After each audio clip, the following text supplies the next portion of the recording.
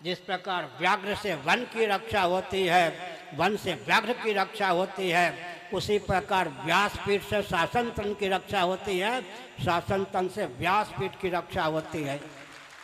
मैं संकेत करता हूँ, भृगु जी और पृथ्वी जी, एक और भृगु जी ब्राह्मण शिरोमणि और एक और पृथ्वी जी, दोनों में सैद्धांतिक सामंजस्य था तो धर्मराज की प्रतिष्ठा हुई। एक और वशिष्ठ जी, एक और राम जी, दोनों में सैद्धांतिक सामंजस्य के कारण रामराज की प्रतिष्ठा हुई।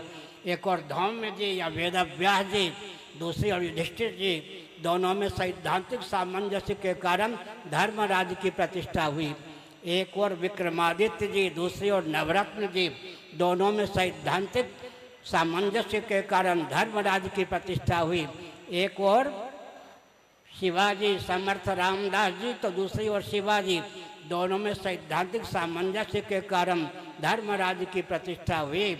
ऐसी स्थिति में हम संकेत करना चाहते हैं, क्या संकेत करना चाहते हैं? भव्य भारत की संरचना के लिए, भव्य विश्व की संरचना के लिए आवश्यक है कि व्यासपीठ से संबद्ध जो महानुभाव हैं वे अपने दायित्व को समझें। एक ब्राह्मण को क्या करना चाहिए, इस पर ब्राह्मणों का ध्यान केंद्रित करना आवश्यक है। जब अपने दायित्व का ही ज्ञान नहीं होगा तो दायित्व का निर्वाह कैसे होगा?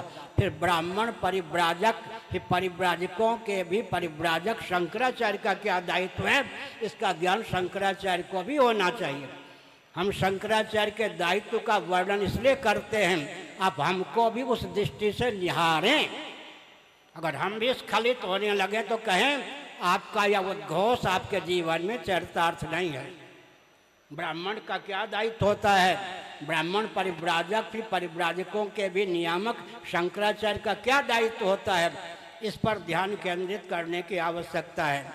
ब्राह्मण का पहला दायित्व उसका जीवन संयत होना चाहिए, उंगली उठाने योग्य न हो, सूत्र शैली में प्राप्त ज्ञान विज्ञान को, विद्या कला को, साइंस और आर्ट को विस्तृत करने की उसमें क्षमता हो, विस्तृत ज्ञान विज्ञान को समाज शैली में व्यक्त करने की क्षमता हो, विकृत ज्ञान विज्ञान को तपोबल से विशुद्ध करने की क्षमता हो, विलुप्त ज्ञान विज्ञान को उपासना के बल पर उद्भासित करने की क्षमता हो।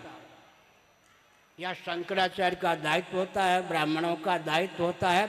हमने संकेत किया